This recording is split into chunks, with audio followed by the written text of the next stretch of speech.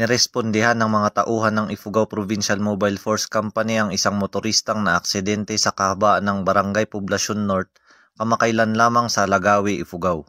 Habang nagsasagawa ng patrolya ang mga tauhan ng Ifugao PMFC ay may naaktuhan silang isang lalaking na disgrasya habang minamaneho nito ang kanyang motorsiklo, kaya naman kaagad na tiniyak ng mga kapulisan ang kaligtasan ng individual, nagbigay ng paunang lunas at nakipag-ugnayan sa pinakamalapit na pagamutan para sa agarang medikal na atensyon.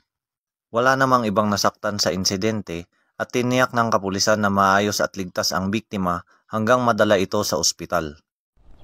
Mula dito sa Camp Dangwa, La Trinidad, Benguet, ako po ang inyong PNN Correspondent Patrolman Rafin Judswaya, alagad ng batas, taga-taguyod ng Balitang Pulis.